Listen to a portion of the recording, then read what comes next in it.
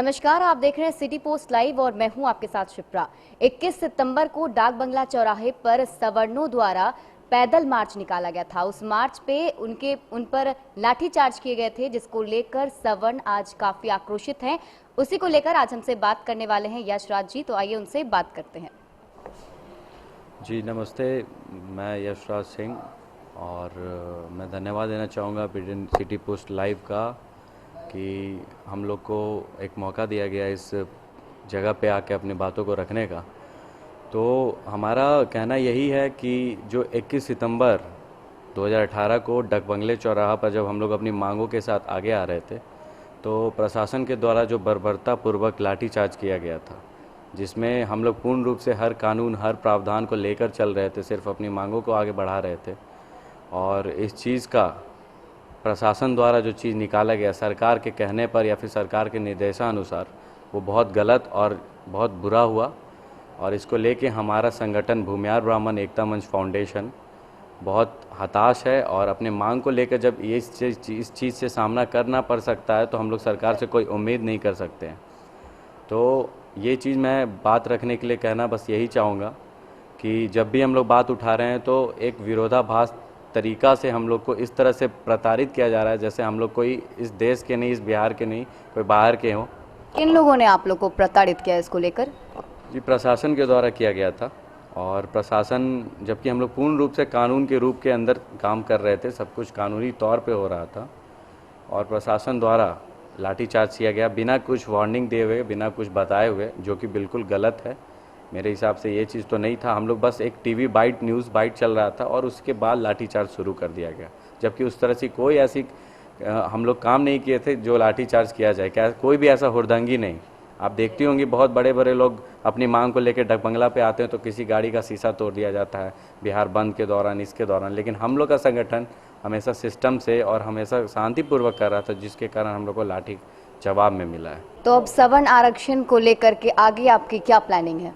जी, हमारी प्लानिंग यही है कि राष्ट्रीय अध्यक्ष द्वारा आशुतोष कुमार जी द्वारा भूमिहार ब्राह्मण एकता मंच फाउंडेशन, जो कि एक सामाजिक गैर राजनीतिक संगठन है, वो एक पार्टी बनाने का प्लान कर सकती है और जल्द ही कुछ ऐसे उम्मीदवार को उतारेगी जो हमारे समाज से आ रहे हैं, जो हमारी समाज की सुने। क्योंकि हमारे समाज से भी बहुत उम्मीदवार उतरा है, लेकिन वो पार्टी लाइन के अंदर दबके रह जाते हैं और कुछ बोल नहीं पाते हैं।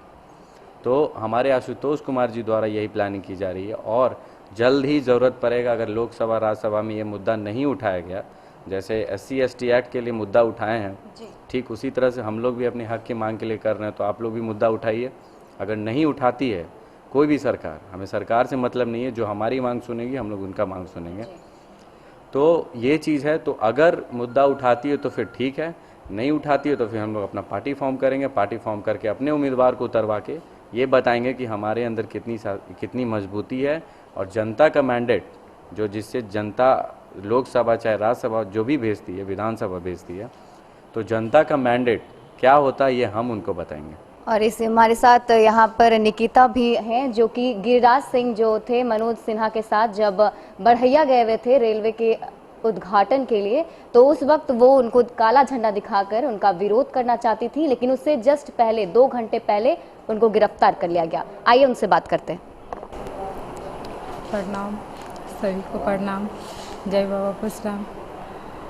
हम बढ़ैया 22 तारीख को गए हुए थे गिरिराज सिंह के काला झंडा दिखाने के लिए, क्योंकि वो सवर्ण के नेता हैं, लेकिन सवर्ण के बारे में कुछ नहीं सोचते हैं। और वही मुद्दा के लिए हम वहाँ गए हुए थे, काला झंडा दिखाने के लिए। लेकिन बिना प्रशासन, बिना हमसे कुछ पूछे, ना कुछ देखे, और मेरी अरेस्टिंग 2 घंटा पहले हो चुकी थी, जो कि गिरिराज सिंह वहाँ उपस्थित नहीं हुए थे। अभी आने में उनकी टाइम थी और हम शांतिपूर्वक से पैदल मतलब हम जा रहे थे रास्ते पे, तो उधर से दरोगा जी आए और मेरी अरेस्टिंग कर लिए। तो आपने कुछ बोला नहीं उसको? हम उनसे पूछा कि मतलब हमको क्यों अरेस्ट कर रहे हैं, तब बोले कि हमको पता चला है कि गिरिराज सिंह के काला झंडा आप दिखाने वाली हैं। तो हम बोले कि ना कोई मुद्दा, ना कोई मतलब कि प्रॉब्लम, ना हम पहचान रहे हैं आपको, ना हमको पहचान, क्या प्रूफ है कि आप हमको, हम ही वो लड़की हैं जो मतलब कि काला झंडा दिखाने वाले हैं। तो वो बोले कि मेरे व्हाट्सएप पे आपका फ़ोटो और आपका ये नाम आया है कि निकिता नाम की कोई लड़की है, वो गिरिराज सिंह को झंडा काला दिखाने वाली है भूमियार के ही नेता, लेकिन भूमियार के प्रति कुछ नहीं सोचते हैं। बढ़िया उनका आवास हुआ और बढ़िया ही उनका प्रोग्राम था, रेलवे का कुछ प्लानिंग था, उसी में आए हुए थे। मनोज सिन्हा जी थे और गिरिराज सिंह थे और बीना देवी सांसद मुंगेर की हैं, वो भी थे। लेकिन हम लोग का उनका कोई विरोध नहीं था, मेन था गिरिराज सिंह का विरोध हमको करना, क्योंकि सवर्ण के बारे में सोचते नहीं। सवर्ण को आरक्षण दिया जाए, मेरा 2 ही मांग है सरकार से, और कुछ नहीं है मांग रहे। सवर्ण को आरक्षण दिया, हर एक जाति में गरीबी है, किसी के चेहरे पे नहीं लिखा हुआ रहता है कि कौन गरीब है कौन अमीर है। छोटी बड़ी कोई भी काम को कोई कास्ट से लेना देना नहीं है, सरकार से भी हमको कोई प्रॉब्लम नहीं है, लेकिन ये करना है कि सरकार चाहे तो सभी जात, सभी सवर्ण हैं अथवा कोई भी कास्ट के लोग हैं, सब में गरीबी है और सबको आर्थिक रूप से आरक्षण दी जाए।